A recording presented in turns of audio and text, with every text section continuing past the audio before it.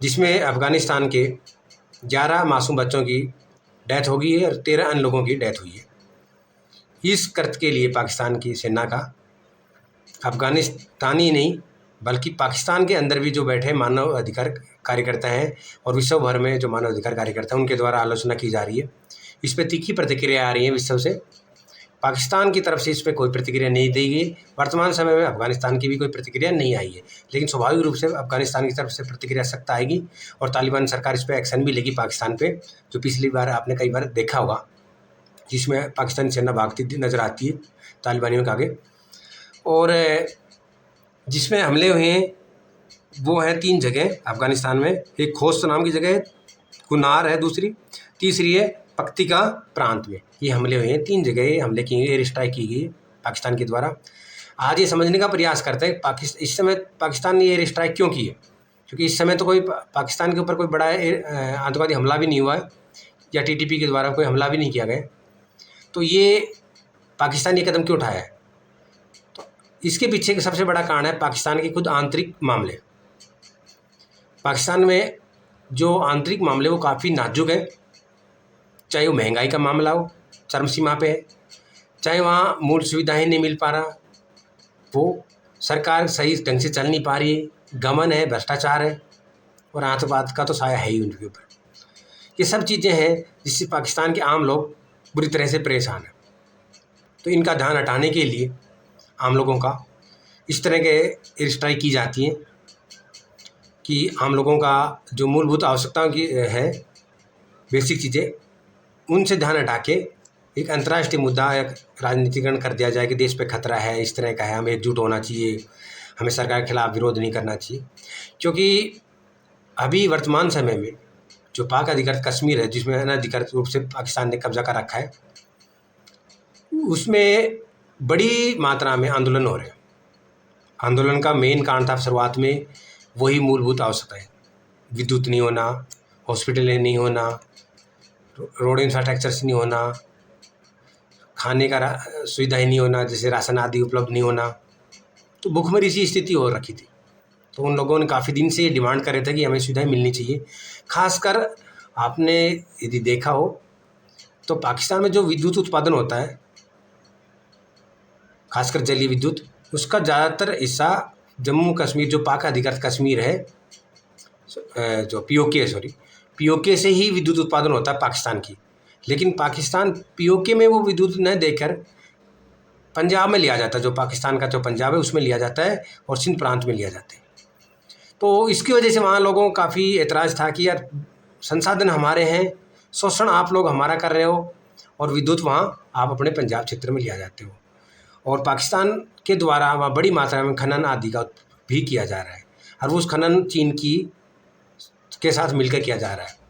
तो वहाँ के जो आम लोग थे, खासकर युवा, अब धीरे धीरे जागरूक होने लगे, उन्हें महसूस होने लगा कि हमें आज़ाद कश्मीर के नाम पे ढोंग बनाया जा रहा है, हम तो गुलाम हैं पाकिस्तान के, क्योंकि सुविधाएं जीरो, शोषण हमारा किया जा रहा है पूरा। तो पाकिस्तान की सेना का वो धीरे धीरे विरोध करने लगे थे और इसे मांग करने लगे थे हमें मूलभूत सुविधाएं तो दी जाए। अब पाकिस्तान सेना या सरकार मूलभूत सुविधा न देने की सुविधा देनी चाहिए, उसकी बजाय वो तो उनके पास कैपेसिटी नहीं है, आर्थिक इतनी हालत ख़राब है, और वो पंजाब में विद्युत देना बंद नहीं करेंगे। तो उन लोगों ने क्या किया, इसको दमन करने का प्रयास किया अब आक्रामक होकर, और आम लोगों के ऊपर जो शांतिपूर्ण प्रोटेस्ट कर रहे थे उनके ऊपर फायरिंग कर दी गई पाकिस्तानी सेना के द्वारा, जिससे वहाँ काफ़ी बड़ी संख्या में लोगों आहत हुए और इसकी वजह से वो आंदोलन ज़्यादा विस्फोटक हो गया। अब सुनने में आ रहा कि जो पीओके की जो पुलिस है वो भी कार्य करने से मना कर दिया पाकिस्तानी सेना के साथ मिलके, क्योंकि वो भी लोकल लोग हैं वहीं के, तो उनकी भावना भी उनके साथ ही धीरे धीरे। और अब वो बड़ी संख्या में आंदोलन हो रहे हैं, पाकिस्तान सेना के कंट्रोल में नहीं आ रहा। एक तो उसको ध्यान हटाने के लिए, दूसरा पाकिस्तान के खुद अंदर, खासकर इमरान खान जब से पाकिस्तान की जेल में उन्हें भेजा गया है, क्योंकि इमरान खान के पाकिस्तान में काफ़ी बड़ी संख्या में समर्थक है, तो उनका भी एक विरोध था सेना के खिलाफ, क्योंकि इमरान खान खुल के कहते थे कि ये सेना ज़बरदस्ती कंट्रोल करना चाहती है इस देश के ऊपर। और वो आप देख भी रहे होंगे कि पाकिस्तान में आज तक सरकार किसी की भी रही हो, चलती सेना की ही है। तो इमरान खान कहीं ना कहीं उसका विरोध कर रहे थे और उसी का नतीजा हुआ कि इमरान खान को जेल में आज रहना पड़ रहा है। तो उसके जो समर्थक हैं वो भी पाकिस्तानी सेना के खिलाफ हो चुके थे, और आम लोग हैं पाकिस्तान के, जो किसी भी प्रांत के हो, वो अच्छे से समझ गए हैं कि सबसे ज़्यादा शोषण हमारा यदि कोई कर रहा है, वो कर रहा है पाकिस्तान की सेना। तो उसका ध्यान हटाने के लिए, खासकर आंतरिक मामलों का ध्यान हटाने के लिए पाकिस्तान सेना के द्वारा ये कृत्य किया गया है, जिससे 11 अफगानी बच्चे जो मासूम हैं उनकी डेथ होगी और 13 अन्य लोगों की भी डेथ हुई बता रहे हैं। तो ये इसका मूल कारण ये है कि पाकिस्तान के कुछ आंतरिक मामले हैं ऐसे हैं, क्योंकि उनकी इनकम इस समय ये मान लो 0 पे है, और लोन पे ही डिपेंडेंट है। बीच में वो खाड़ी देशों के द्वारा लोन बंद कर दिए गए थे, जैसे यूएई ने वापस ले लिए, इस तरह से।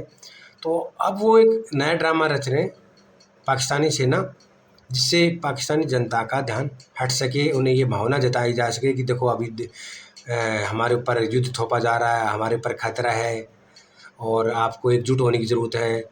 छोटी मोटी चीज़ों को, ये मूलभूत आवश्यकताएं तो आपकी पूर्ति होती रहेंगी, लेकिन इस तरह से मतलब एक ध्यान बटाने का एक जरिया है। लेकिन इसका रिएक्ट अफगानिस्तान की तरफ दिया जाएगा सेना को, ये कन्फर्म है। 2-4 घंटे में पाकिस्तान की तरफ से बयान आ जाएगा, और बयान काफ़ी सख्त आएगा, और उसके बाद पाकिस्तान के ऊपर अफगानिस्तान कार्रवाई भी करेगा। लेकिन पाकिस्तान की सेना की मजबूरी है इस तरह के अटैक करना। पहले वो प्रयास करता था भारत पर आतंकवादी हमले कराने की, वो अब इसकी स्थिति ज़्यादा रही नहीं है, क्योंकि पाकिस्तान का ऊपर भारत का जिस प्रकार से एक्शन है वो काफ़ी डेंजर होता है, तो वो अफोर्ड नहीं कर पाते पाकिस्तानी सेना इस प्रकार के। तो वो एक तरीका बना लिया उन्होंने अफगानिस्तान के ऊपर। धन्यवाद।